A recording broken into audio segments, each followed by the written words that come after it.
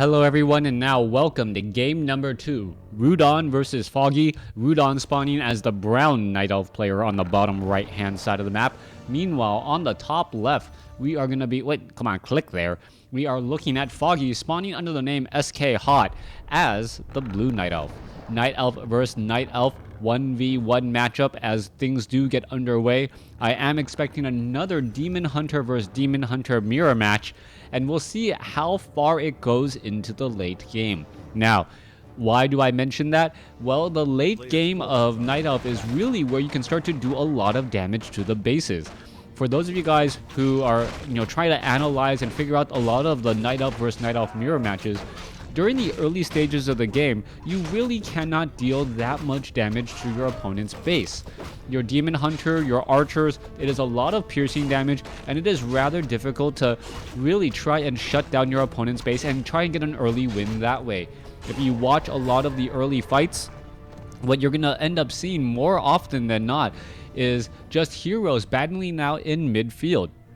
No one wants to try and engage against their opponent while their opponent has that slight advantage of Moonwells inside their base, and that does end up giving a bit of an advantage. As we're looking at the Demon Hunter now coming across over here, gonna make its way over. There's a bit of pathing trying to finish off. There's a mana burn there, and it looks like Foggy wants to try and get to level 2, and this is going to be interesting. He's going to try to get to level 2. There he goes. He finally gets to level 2, and then the mana burn comes across. So Foggy does have a slight advantage with the first mana burn, and who's going to get that second mana burn there? All right, we're going to get one more mana burn going back the other way, and it's going to even out the hit points just a little bit more, but this could potentially be dangerous. All right, Archer doing his own pathing against his Demon Hunter, and this is where we're going to perhaps see those Moonwells favoring favoring Rudan inside his own base. All right, Archer gonna try and engage here. There you go. There's a little bit more battling it out. Who has the Ring of Protection versus the Circuit of Nobility? Who's gonna win out there? As we're taking a look down across, there is a Moonwell. Who's gonna win out? Scroll of Town Portal coming across. Demon Hunter down to 12 hit points, constantly healing, takes down the Archer and survives at 15 hit points. Now, the cost of an Archer, but you forget Rudan's Demon Hunter very low on hit points.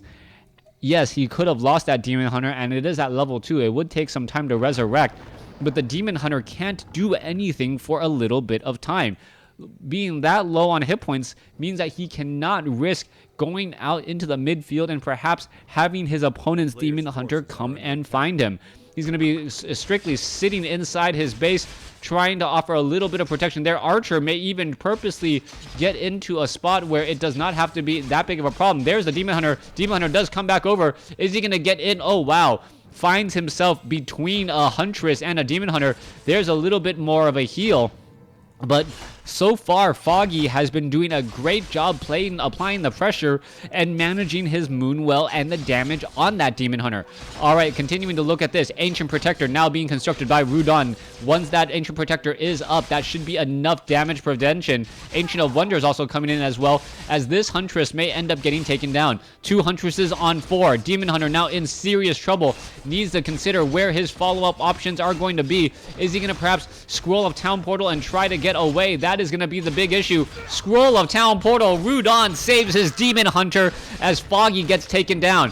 But how far is this really truly going to go? Demon Hunter is in a bit of trouble. One or two unlucky bounces from the Huntress Glaive would end up taking down the... Whoa! He denies his own Demon Hunter!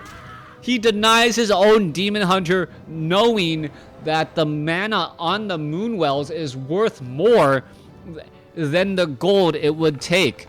All right, he does have a bit of extra defense. The Ancient Protector is right there. And let's take a look at this. Foggy knows that, yes, it is going to be a resurrected Demon Hunter coming out, or perhaps the Demon Hunter is hiding, as we are now going into a single Ancient of Lore. Also, remember, Ancient of Wonders was taken down, so that will need to be rebuilt by Rudan. But so far, Rudan doing a good job here in game number 2 to deny experience. Foggy needs to retreat all the way back home with some very low Huntresses. Huntress down to 69 hit points. will drink some Moonwell juice, get a little bit stronger, and be ready to go, and now turn back around and continue this fight. I am surprised by the number of Huntresses coming in from Foggy, though. This tactic is generally very, very risky, as you know that your Night Elf opponent is most likely going for a very fast Ancient of Lore. If Rudan correctly gets a good number of Dryads off of this dual Ancient of Lore, not overcommitting to them, he could end up coming out ahead, as there is already a large amount of investment sunken into this army that is going to be rather weak. Now, it is going to be up to Foggy to engage at the right moment, at the right time. Demon Hunter should be able to get the experience there. Yes, he does. Grabs the Health Stone, picking up the final units off over here. Hats off to Rudan for not losing a Huntress in this uphill engagement. Did he end up getting that little bit of experience? I'm not 100% sure. There's the mana burn once more, as Foggy is now taking a level lead over his opponent's Demon Hunter, and more importantly, it is an odd level 3 compared to level 2. Rudan retreating all the way back. No easy ways of healing. Needs to get rejuvenation onto some Druids of the Claw to really get any more mileage out of those very, very low hit point Huntresses. I thought I saw low hit point Huntress. Did it get denied? Not quite sure where it went. Meanwhile, Goblin Zeppelin overhead. Zeppelin trying to get away, and it will be able to do exactly that, hovering over those trees. Meanwhile, back down over here, one Dryad, one Ancient Protector, one Keeper of the Grove. These are the units that are being fortified to try and defend and protect this base. And how far can it really go, as the units now dropping inside the back here, going to be able to finish off a couple of Wisp. There goes one. Demon Hunter now being brought over, as the Entangled Goldmine taking some damage. All right, there is some repairs. However, the Glaives bouncing onto the Wisp, causing problems, and that is always a very, very sad thing indeed. Rudan may end up repeating what happened in game number 1 here in game number 2, losing the economic battle by not having enough protection by his units. All right, one Huntress does get taken down. A Wisp does get taken down here. Another Wisp is going to get taken down. There are 4 Wisp in the backfield. There goes another Huntress. And wow, Rudan has taken out a fair number of units. There is a Staff of Teleportation in order to get away. And it looks as though, wait, what happened there? Was there a cancellation? I'm not sure what happened there. All right, it looked like there was a cancellation, as the Wisp are now going to be jumping back inside. Gold has been lost, but it really should feel like Rudan defended that rather nicely. A bit of experience was given to the Keeper of the Grove and the Demon Hunter, but more units once again being dropped back in. All right, are we going to see more hiding inside? Yes, we are. Goblin Zeppelin should be picking up those low hit point units and be on the run once more. Ancient Protector gonna root itself right there, be offering itself as protection, and the Goblin Zeppelin, I do believe, cannot risk another maneuver like that, as the units now making their way off to the top left. Rudan, knowing that Ancient Protector needed to be moved, a very, very smart call. Meanwhile, Huntress or Ancient Protector now getting in some easy shots onto some of those units. Is that Wisp gonna just perhaps hide inside? That is the big question there. Yeah, gonna hide inside the lower hit point units, hiding inside there. That Wisp is gonna end up getting taken down. Constant or only one unit repairing. This is going to be interesting, as another Huntress does get taken out. Rudan investing very heavily into this. This is going to be rather cumbersome, as the Huntresses are trying to finish this off. The Huntresses are taking a fair bit of damage, and it looks like another one will get taken out. The Huntress bounce is actually the main problem right now. As you can see, this one Ancient Protector going to switch targets and do another killing blow to another unit. All right. More damage still being brought over, as it looks like Foggy could be in a bit of trouble. Bears, however, are hiding in the backfield, and that may come as a surprise. Are we looking for Mastery Training? I do believe so. Yes, Mastery Training now done. 4 Bears now coming in, as it looked like there was a rock coming in from a certain angle, but I don't see where that Ancient Protector could possibly be. All right, let's take a look at this. Supply count 33 over 50 compared to 42 over 50. Rudan in a great position to take this game and even up this series, as we are now going after the Null Wardens here. All right, Dryads, Huntresses, all being brought in. Was there over too much of a commitment? As long as the Keeper of the Grove gets to level 2, Rudan should be very safe with Thorn's Aura, as the bears will end up reflecting some of their very high damage back onto themselves. 45 over 50 now. Demon Hunter trying to make the best of this. What is happening? No, Rudan is gonna, if at first you don't succeed, try the same strategy again, but this time it is gonna be with bears who do hit significantly harder and are not weak to the Ancient Protector's piercing damage. Demon Hunter now, currently invisible, has a Scroll of Town Portal, has an anti-magic potion. Rudan looking very, very comfortable here. Gonna pick up that Tome of Strength +2. Please pick it up. Come on, please pick it up. It was right there. All right. All right, you are just annoying me now. Oh, Staff of Preservation, teleporting him all the way back home. Demon Hunter now engaging. It looks as though that Demon Hunter is in trouble. Potion of, well, extra 50 hit points would be very useful right now, wouldn't it? As Rudan now engaging. Potion of Lesser Invulnerability could be used. There is a little bit more healing coming in. Bears have taken down the gold mine. Demon Hunter in a lot of trouble, down to 87 hit points. Finally using a little bit more healing, once again able to get to the Ancient of Wonders, and now going to try and engage. All right, Ancient Protector now down. Ancient of Lore could be coming next. That Demon Hunter is so low on hit points.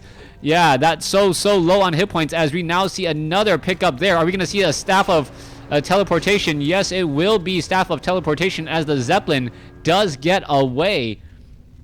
No mining from that gold mine right now. 48 over 50. Let's take a look at the overall gold count. 6190 compared to 4800.